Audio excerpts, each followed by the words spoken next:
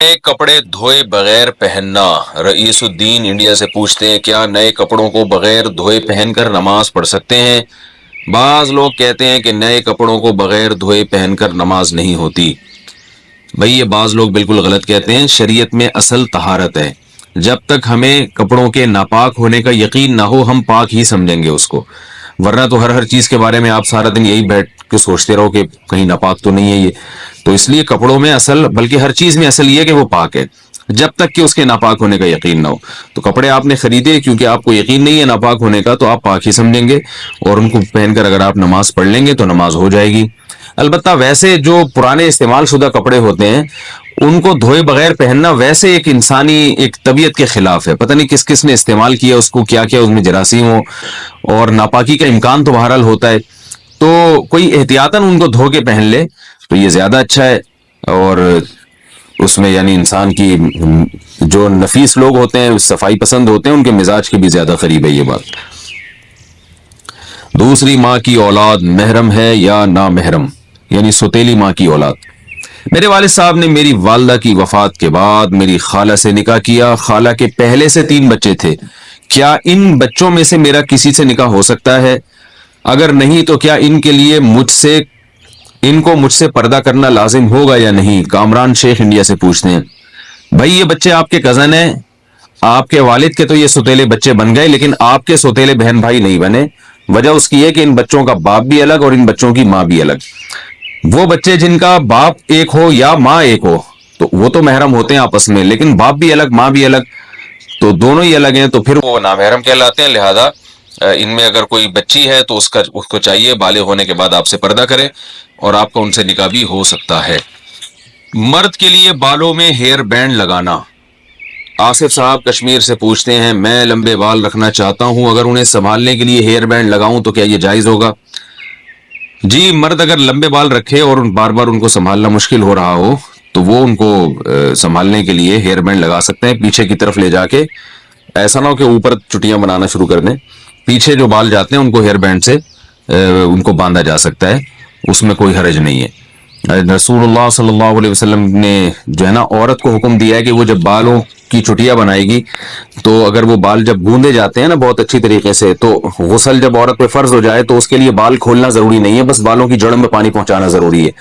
और उसके तहत फुक़हा लिखते हैं कि मर्द ने अगर बालों को गूंदा हुआ हो और उसकी यानी गोया की एक तरह से पीछे चुटिया बनाई हुई हो तो मर्द के लिए बाल खोल के गुस्ल करना जरूरी है। तो इससे पता चलता है कि उस जमाने में मर्द भी बड़े बाल रखते थे और बाज दफा संभालने के लिए उनको बांध भी दिया करते थे। तो इसलिए अगर मर्द ने बड़े बाल रखे और कहीं भागने दौड़ने में मुश्किल हो रही है तो वो उनको आर्जी तौर पर रबर बैंड से या किसी भी चीज से वो उनको पीछे बांध सकते हैं। स्पाइनर में कपड़े सुखाने से कंघालने से क्या पाक हो जाते हैं? मेरी वॉशिंग मशीन ऑटोमेटिक है, इसमें स्पाइनर में कपड़े कंघालती हूँ, गंदे पानी के बाद साफ पानी भी काफी देर आता है, क्या इससे कपड़े पाक हो जाएंगे? बिनते शाहिद कराची से। अगर एक दफा नापाक कपड़े धुलने के बाद उनमें इतना पानी बहा दिया जाए कि एक तरफ से पानी आ रहा हो और दूसरी तरफ से निकल रहा हो, कि अगर आप ये समझते हैं कि 3 दफा इन पानी को किसी बर्तन में डबोया जाता तो इतना पानी जितना इस्तेमाल होता उतना पानी बह चुका है, तो वो कपड़े पाक हो जाएंगे। लेकिन जो मशीनें ऑटोमेटिक आ रही है मेरी मालूमात के मुताबिक उसमें ऐसा होता नहीं है, यानी पानी बहता नहीं है, बल्कि होता यह है कि एक दफा पानी पूरा भरता है, उसमें कपड़े साफ होते हैं, फिर दोबारा पानी भरता है और वो पानी निकलता है, फिर तीसरी दफा पानी भरता है वो निकल जाता है। तो इस तरह से कपड़े पाक नहीं होते, क्योंकि उसकी वजह यह है कि अभी कपड़े जब एक दफा जब धुले हैं तो कपड़े नापाक होते हैं, तो कम से कम 3 दफा उनको पानी में कंघालना जरूरी है, तो 3 के बजाय वो 2 दफा कंघाले जाते हैं। तो इसलिए बेहतर यही है कि जब मशीन ने 2 दफा कंघाल दिए तो 1 दफा आप खुद कंघाल लें, या तो ये काम कर लें या ये कर लें कि जारी करें पानी को। जारी का मतलब पाइप लगाएं, इधर से पानी आ रहा हो और उधर से निकल रहा हो, तो जब इतना पानी निकल जाएगा जिसमें आपको अंदाजा हो कि कपड़े पाक हो गए तो कपड़े इंशाल्लाह पाक हो जाएंगे। नापाक कपड़े को मशीन में डालने से पहले क्या धोना जरूरी है? मर्द हजरात को जो एहतलाम होता है, अगर वो कपड़ा हम डायरेक्ट ऑटोमेटिक मशीन में डाल दें तो क्या वो कपड़ा पाक हो जाएगा या पहले इस नापाक कपड़े को अलग से धोना होगा फिर मशीन में डालना होगा? देखो, ऑटोमेटिक मशीन अगर 3 दफा धो के पानी निकाल देती है तो फिर तो कपड़ा पाक हो जाएगा। اور اگر 3 دفعہ دھونے کے پروسیس سے نہیں گزرتی، یعنی پورا پانی آئے اس میں اچھی طرح دھوئے پانی نکلے، پھر دوبارہ پانی آئے اچھی طرح دھوئے پھر نکلے، پھر تیسری دفعہ پانی آئے اچھی طرح دھوئے پھر نکلے، تو 3 دفعہ اگر یہ پروسیس ہو رہا ہے تو پھر تو کپڑا پاک ہو جائے گا. اگر 3 دفعہ یہ عمل نہیں ہو رہا تو پھر کپڑا پاک نہیں ہوگا. تو اس کے لیے بہتر یہی ہے کہ مشین نے اگر 1 یا 2 دفعہ یہ عمل کیا تو 1 دفعہ آپ خود کروا دیں مشین سے. مشین تو بٹن دبا دیں گے دوبارہ وہی کام شروع کر دے گی. یا پھر آپ مشین میں پانی بھر کے پائپ نکال دیں، وہاں سے پانی نکل جائے گا، تو یہ پروسیس تیسری دفعہ دھونے کا آپ خود کر لیں گے. لیکن یہ ضروری ہے کہ نجاست کے اثرات ختم ہو جائیں. تو یعنی اگر وہ نشان پھر بھی موٹا نشان لگا ہوا ہے اس کے اندر گندگی کا تو پھر کپڑا پاک نہیں ہوگا. تو اس کو رگڑنا بھی ضروری ہے تاکہ وہ نشان ہٹ جائے. ہاں رگڑنے کے باوجود بھی ہٹ نہیں رہا تو پھر پاک ہے. بہت زیادہ بھی وہمیوں کی طرح نہ رگڑنا شروع کر دیں. تو مردوں کے جو کپڑوں پہ ناپاکی لگ جاتی ہے نا، تو 1 دفعہ اس کو بس 1 دفعہ رگڑ دیں اچھی طریقے سے. اگر وہ نشان دور ہو جائے ٹھیک ہے، نہیں دور ہو تو وہ معاف ہے. لیکن وہمی لوگ جب یہ مسئلہ سنتے ہیں تو وہ صبح سے لے کے جو کپڑا رگڑنا شروع کرتے ہیں وہ پھر مر جاتے ہیں. ان کو بس وہم ان کا ختم نہیں ہوتا. تو بس ہلکا پھلکا سا 1 دفعہ احتیاطاً رگڑ دیا بس کافی ہے. نشان چلا گیا ٹھیک ہے، نہیں چلا گیا تو بھی ٹھیک ہے. اور اگر بغیر رگڑے ہی نشان چلا گیا تو نور لنا نور. سبحان اللہ. ٹب سے نہائیں تو اس سے کیا ہم وضو کر سکتے ہیں؟ گھر میں باتھ روم میں نہانے کا بڑا ٹب ہے جس میں 180 یا 200 لیٹر پانی آتا ہے. وہ ٹب اگر پانی سے بھرا ہوا ہو تو اس میں 1 دفعہ وضو یا غسل جنابت کرنے کے بعد دوبارہ اسی پانی سے وضو یا غسل کیا جا سکتا ہے. شیرینہ خان: بھائی ٹب میں اگر آپ نے غسل ایسے کیا کہ ٹب کے اندر بیٹھ کے غسل کیا پھر تو اب نہیں ہو سکتا اس سے کچھ بھی. تو ہاں اگر ٹب سے ایسے پانی لے لے کے اپنے اوپر ڈالتے رہے ہیں جیسے مگے سے جو تمیز سے اسی طرح ہی نہایا جاتا ہے کہ ٹب کے اندر بیٹھ کے نہیں نہایا جاتا، بلکہ ٹب سے پانی لے کے جو ہے وہ اپنے اوپر ڈال رہے ہیں تو پھر تو اس ٹب سے آپ انہیں غسل بھی کیا، جو پانی بچ جائے وضو بھی کریں یا پہلے وضو کر لیں. ویسے غسل کے بعد وضو کی ضرورت نہیں ہوتی لیکن سنت غسل یہی ہے کہ پہلے وضو کریں پھر غسل کریں. اور اگر جاری ٹب ہے اس کے اندر بیٹھ گئے اور نلکا کھول کے پانی اس سے نکل کے جا رہا ہے، آپ نہا رہے ہیں اور پانی بہ رہا ہے تو پھر اس میں غسل بھی جائز ہے اور اسی میں وضو بھی جائز ہے. بالٹی میں کپڑے کیسے پاک کریں؟ بالٹی میں ناپاک کپڑے پاک کرنے کا طریقہ بتا دیں. نیز اگر نجاست معلوم نہ ہو کہ کہاں لگی ہو نہ نشان ہو تو کیا حکم ہوگا؟ عرفان شکور دبئی سے: دیکھو پہلے جہاں نجاست لگی ہے اس جگہ کو دھو کے صاف کریں، اور اگر پتہ ہی نہیں چل رہا تو اندازے سے دھو لیں کہ اس جگہ شاید لگی ہوئی ہو. اندازے سے بھی دھو لیں گے اللہ قبول کر لے گا انشاءاللہ. باقی یہ کہ بالٹیوں میں پانی، بالٹی میں تو جب کپڑے ڈالے جائیں ان کو اچھی طرح رگڑا جائے اور پھر کم سے کم 3 دفعہ، جب پہلے یعنی جب تھوڑا صابن نکل گیا نا اس کے بعد کم سے کم 3 دفعہ بالٹی میں کپڑا ڈال کے نیا پانی لے کے نچوڑا جائے. یعنی کپڑے بالٹی میں ڈال دیے، پھر سب کپڑوں کو نچوڑیں، پھر دوبارہ پانی میں ڈال دیں، یعنی بالٹی میں پانی بھرا ہوا اور نیا پانی اس میں کپڑے ڈال دیں، پھر کپڑے نکال کے اچھی طرح نچوڑیں، پھر تیسری دفعہ بالٹی کو پانی سے بھریں، اس میں کپڑے ڈال دیں اور پھر اچھی طرح نچوڑیں. بھائی کچھ نہ کچھ وقت نکال کے ہاتھ اٹھا کے اللہ کے سامنے گڑ گڑایا کریں. آج ہم لوگوں نے دعائیں مانگنا چھوڑ دی ہیں. جب انسان اللہ کے سامنے دعا مانگتا ہے وہ اللہ سے باتیں کرتا ہے. اگر توجہ سے دعا مانگے، دعا ایسی چیز ہے کہ یہ اللہ اور بندے کا جتنا مضبوط کنیکشن بناتی ہے اتنا کنیکشن دنیا کی کوئی اور عبادت نہیں بناتی. ہمیں شیطان ورغلاتا ہے کہ اس سے مل کیا رہا ہے تمہیں، نظر تو کچھ بھی نہیں آتا، ملتا تو کچھ بھی نہیں ہے. یہ شیطان کا بہت بڑا دھوکہ ہے، وہ بندے اور اللہ کے تعلق کو مضبوط نہیں ہونے دیتا. حضرت عمر رضی اللہ تعالی عنہ فرمایا کرتے تھے کہ مجھے اس کی زیادہ فکر نہیں ہوتی کہ میری دعائیں قبول ہو رہی ہیں کہ نہیں ہو رہی، مجھے زیادہ فکر اس کی ہوتی ہے کہ دعائیں مانگنے کی توفیق مل رہی ہے کہ نہیں مل رہی. دعائیں مانگنے کی توفیق مل رہی ہے تو اس کا مطلب قبول ہو رہی ہیں. تو فوکس پہ اس کو کرو کہ دعا مانگ رہے ہیں کہ نہیں مانگ رہے. یہ کیسے ہو سکتا ہے کہ اس احکم الحاکمین کے سامنے ہاتھ اٹھاتے ہو اور وہ خالی ہاتھ واپس کرتا ہو. تو آج دعاؤں میں جان ختم ہو گئی، دعائیں مانگنا چھوڑ دی. تو یہ جو میں نے قرآن کی آیت پڑھی ہے، رمضان اور دعا کا آپس میں بہت گہرا تعلق ہے، بہت گہرا. جب انسان اللہ کے لیے کوئی عبادت کرتا ہے، کوئی قربانی دیتا ہے، اللہ کا نام قرآن میں ہے شکور، قدردان. شکور کسے کہتے ہیں؟ قدردان. آپ تھوڑا کرو وہ اس کی قدر بہت زیادہ کرے. کچھ لوگ ناقدرے ہوتے ہیں نا, آپ کچھ بھی کر لیں ان کے لیے کہتے ہیں نا ناقدرہ ہے, میری بات کو ویلیو ہی نہیں دیتا, میرے احسان کو ویلیو ہی نہیں دیتا.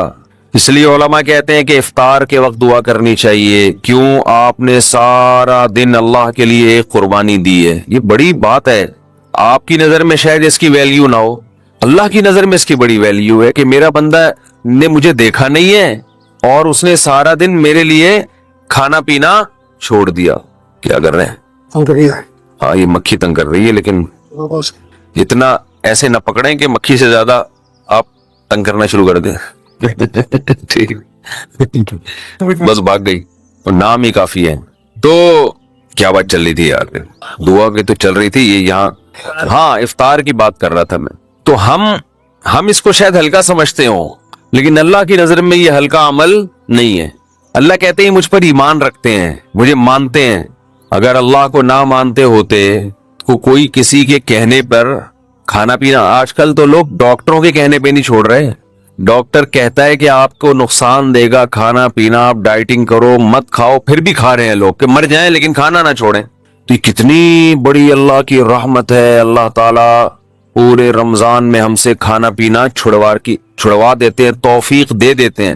تو میرے اور آپ کے دل میں شاید قدر نہ ہو, لیکن اللہ تو قدردان ہے, وہ اس عمل کی بہت زیادہ قدر کرتا ہے. اس لیے کہتے ہیں کہ افطار کے وقت دعائیں قبول ہوتی ہیں. تضرع کا وقت ہے, عاجزی کا وقت ہے, تو دعائیں خوب کثرت سے کیا کریں. دعاؤں میں عاجزی, گڑ گڑانا, لجاجت کرنا. نبی صلی اللہ علیہ وسلم نے فرمایا دعا رو کے مانگو, اور رونا نہ آئے تو رونے جیسی صورت بنا لو, صورت بنا لو رونے جیسے. ارے نبی نے ہمیں, کیونکہ اللہ کے سفیر ہیں نا, اللہ کا پیغام لے کر آئے, تو ہر چیز میں ہمیں گائیڈ کر دیا ہے. غیر مسلم کے پاس نہ مانگنے کا طریقہ ہے, کس سے مانگنا ہے یہ بھی نہیں پتا, کیا مانگنا ہے یہ بھی نہیں پتا. کبھی ادھر جا کے مانگ رہا ہے, کبھی ادھر جا کے مانگ رہا ہے, یہ بھی نہیں پتا مانگنا کس سے, کیسے مانگنا ہے. کوئی یوں مانگ رہا ہے, کوئی کسی اور اسٹائل سے مانگ رہا ہے, یہ بھی نہیں پتا. کون سے ٹائم پہ مانگنا ہے جس میں قبولیت کا امکان زیادہ ہے, یہ بھی نہیں پتا. تو اللہ کے حبیب صلی اللہ علیہ وسلم نے ہمیں یہ بھی بتایا مانگنا کیا ہے, یہ بھی بتایا کس ٹائم پہ مانگنے کی فضیلت زیادہ ہے, اور یہ بھی بتایا مانگنا کیسے ہے, دل کی کیفیت کیا ہونی چاہیے, ظاہر کی کیفیت کیا ہونی چاہیے. تو سب سے زیادہ دیکھو, اللہ سے محبت ایک دفعہ دل میں تھوڑی سی چنگاری پیدا ہو گئی نا, تھوڑا سا تعلق اللہ سے کنیکشن بحال ہو گیا, اس کا دنیا میں سب سے پہلا فائدہ ملتا ہے سکون. اس کا جو دنیا میں سب سے فوراً کیش فائدہ ملتا ہے نا, کیش, وہ کیا ملتا ہے؟ سکون. آدمی اپنے آپ کو محفوظ سمجھنا شروع کر دیتا ہے کہ یار میں نے اپنے آپ کو کس کے حوالے کر دیا؟ اللہ کے. سب سے پہلا فائدہ یہ کہ بالکل ایسے جیسے ڈاکوؤں کا خطرہ ہو چاروں طرف سے, اور آپ نے دیکھا جی پولیس کی 3-4 موبائلیں ہمارے گھر کے قریب آ کے کھڑی ہو گئی, آدمی لوگ سکون میں آ جاتے ہیں, یار کم از کم یہاں پر موبائل سنیچنگ نہیں ہوگی, سکون سے سو جاؤ. تو جب انسان اللہ سے مانگتا ہے اور اپنے آپ کو اللہ کے حوالے کرتا ہے, اور اللہ تعالیٰ نے مانگنے میں کوئی شرطیں نہیں لگائیں, یہ بڑی زبردست بات ہے. کوئی شرطیں نہ کہ یہ والے قوائف پورے کرو گے تو پھر مجھ سے مانگو, ورنہ تمہیں مانگنے کی اجازت نہیں ہے. کوئی چرسی ہے تو جب تک چرس نہیں چھوڑے گا مجھ سے مانگ نہیں سکتا. کوئی بے نمازی ہے تو جب تک نمازی نہیں بنے گا مجھ سے مانگ نہیں سکتا. اللہ کہتے ہیں مجھ سے یہی مانگ لو, یہی مانگ لو, اللہ میں بے نمازی ہوں, مجھے کیا بنا دے؟ نمازی بنا دے. جو چیز نہیں ہے وہی مانگو اللہ تعالیٰ سے. وقال ربکم ادعونی استجب لکم, قرآن کہتا ہے, تمہارا رب کہتا ہے مجھ سے مانگو میں تمہاری پکار کو قبول کروں گا. اور کمال کی بات یہ ہے, پہلے مجھے اس آیت کی تفسیر سمجھ میں نہیں آتی تھی. اللہ کہتے ہیں مانگو میں تمہیں دوں گا, نہیں مانگو گے ایسے متکبرین کے لیے میں نے جہنم کی آگ رکھی ہے بھائی, یہ سمجھ سے بالاتر. میں آپ سے کہہ رہا ہوں مجھ سے قرضہ مانگو, آپ کہتے ہیں شکریہ جی آپ نے آفر کی, ضرورت ہوئی تو مانگیں گے, نہیں تو ٹھیک ہے جی بہت شکریہ. میں کہہ رہا ہوں اگر نہیں آئے نا مانگنے کے لیے, پھر دیکھو میں گنڈے بھیجوں گا, کٹ لگواؤں گا. آپ کہو گے یہ کون سا طریقہ ہے بھائی, یہ مجھ پر احسان کر رہے ہو یا گن پوائنٹ یہ زبردستی کروا رہے ہو کام؟ سمجھ میں آ رہی ہے بات کہ نہیں آ رہی ہے؟ آپ کہو گے یہ یہ کون سا احسان کا طریقہ ہے؟ میں آپ سے کہہ رہا ہوں کہ آپ میری دعوت پہ آئیے گا, مجھے بڑی خوشی ہوئی ہوگی. آپ کہیں گے تھینک یو, بہت شکریہ آپ کا, آپ نے یاد کیا میں. پھر میں کہتا ہوں اگر نہیں آئے نا, گنڈے بھیج کے میں کٹواؤں گا. آپ کہو گے یہ زیادہ ہو گئی ہے. یہ کیا ہو گئی ہے؟ یہ دعوت نہیں ہے, یہ تو ایک طرح کا جرمانہ ہے میرے اوپر لگا دیا تم نے. میں آپ سے کہتا ہوں بھائی میں علاقے کا ناظم ہوں, میں علاقے میں یہ تھانے کا میں ڈی ایس پی ہوں, کوئی مسئلہ ہو میرے پاس آنا. آپ کہیں گے سر آپ کا بہت شکریہ, آپ کا ٹرانسفر ہوتا ہی آپ نے سب سے پہلے مجھے یاد کیا, کوئی بھی ضرورت ہوگی آپ کو بتاؤں گا. آگے سے تڑی لگا دی. اگر تمہیں کوئی ضرورت پڑی اور نہیں بتایا نا ہے بھائی, سب سے پہلے لاکر میں تمہیں ڈالوں گا. تو آپ کہیں گے سر یہ آپ مجھے عزت دے رہے ہیں, یہ میری توہین کر رہے ہیں. تعجب کی بات ہوگی کہ نہیں ہوگی؟ تو اللہ تعالیٰ تو یہی انداز اختیار کر رہے ہیں کہ مجھ سے مانگو میں تمہیں دوں گا. ان الذین یستکبرون عن عبادتی سیدخلون جہنم داخرین. نہیں مانگا تو ایسے لوگ ذلیل ہو کر جہنم میں داخل ہوں گے. یہ کچھ بات سمجھ میں آ رہی ہے بھائی؟ یہ تو عجیب سی بات ہے نا کہ مانگو, نہیں مانگا تو میں نہیں چھوڑوں گا تمہیں. اصل بات یہ ہے کہ علاقے میں ایس ایچ او آیا, کوئی محلے کا دادا آیا, وہ آپ سے کہتا ہے کوئی پرابلم ہو بتانا, آپ کہتے ہیں بڑی نوازش آپ کی, پھر بھی آپ اس کو پرابلم نہیں بتاتے. وہ غصہ نہیں آتا, اس کو غصہ نہیں آتا, اس لیے کہ وہ مخلوق ہے, وہ عاجز ہے. اسے پتا ہے کہ بعض دفعہ بندے کو کام پڑتا ہی نہیں ہے, بعض دفعہ پڑتا ہے تو اس کے کوئی دوسرے تعلقات ہوتے ہیں, بعض دفعہ کام پڑتا ہے لیکن وہ چاہتا ہی نہیں ہے کہ کام وہ ایسا ہی رہے معاملہ. لیکن اللہ کے ہاں یہ تینوں آپشن آپ کے پاس نہیں ہے. آپ یہ کہیں کہ اللہ تو نے مجھ سے کہا تھا کہ میں تجھ سے مانگوں, لیکن میری کوئی ایسی ضرورت ہی نہیں جو میں مانگوں تجھ سے. یہ کہہ سکتے ہو کیا ہے بھائی؟ اس کا مطلب تم اللہ سے مستغنی ہو گئے. اللہ کے دیے بغیر بھی تمہیں دائیں بائیں سے تمہارے کھانچے کھلے ہوئے, جو اگر کھلے ہوئے ہیں تو وہ کھانچے کس کے اختیار میں ہیں؟ وہ تو اللہ کے ہاتھ میں. آپ یہ بھی کہہ سکتے ہو کہ مجھے اس لیے مانگنے کی ضرورت نہیں کہ میرے تو سارے مسائل حل ہو رہے ہیں. میں صبح میری جاب لگی ہوئی ہے, میری تنخواہ ہے, ایک ملٹی نیشنل کمپنی میں اچھی سیٹ پر بیٹھا ہوا ہوں میں, میری سیلری گھر آ جاتی ہے, مہنگائی بھی نہیں ہے, پیٹرول بھی نہیں حکومت نے سستا کر دیا ہے وغیرہ وغیرہ, تو اب تو کوئی مسئلہ ہی نہیں ہے. تو اللہ کہے گا اگر کوئی مسئلہ نہیں ہے بالفرض, اول تو پاکستان میں ہو اور مسئلہ نہ ہو, یہ ہو نہیں سکتا. یہ تو پھر اس کا مطلب ہے آپ سو رہے ہیں, آپ کی کوئی اٹھائے گا اور آنکھ کھل جائے گی آپ کی. تو آپ کے ساتھ اگر کوئی مسئلہ نہیں ہے, آپ ان اسباب کو دیکھ رہے ہو, اس کا مطلب آپ سمجھتے ہو کہ ہوتا اسباب سے ہے, اللہ سے نہیں ہوتا. بھئی اللہ تو جب چاہے ان اسباب کو فیل کر دے. آپ اپنے آپ کو خدا سے مستغنی سمجھ رہے ہو, آپ سمجھ رہے ہو مجھے خدا کی ضرورت نہیں ہے. اس پر اللہ عذاب دے گا کہ تو اپنے آپ کو یہ سمجھ کیسے بیٹھا کہ تجھے ضرورت نہیں ہے میری. یہ ایسے محلے کا کوئی دادا آیا اور سارے کام اس کے ہاتھ میں, اس نے آپ سے بولا کوئی تنگ کرے تو مجھے بتانا, اور اسے پتا ہے کوئی نہ کوئی تنگ کر رہا ہے اس کو, آپ پھر بھی نہیں بتا رہے اس کو. وہ بلائے گا, بولے گا بھائی آپ کیوں نہیں بتا رہے؟ آپ کہتے ہیں بھائی کوئی مجھے تنگ کر رہا ہے تو میں برداشت کر رہا ہوں اس لیے نہیں بتا رہا, اس پہ غصہ نہیں آئے گا اس کو. لیکن اگر آپ نے اس سے کہا کوئی مجھے تنگ کر رہا ہے, میں آپ کو اس لیے نہیں بتا رہا کہ مجھے پتا ہے کہ میرے جاننے والے ہیں وہ مجھے بچا لیں گے, اس دادے کو غصہ آئے گا کہ میرے علاوہ کون اس محلے کا دادا ہے بھائی, آئے گا کہ نہیں آئے گا؟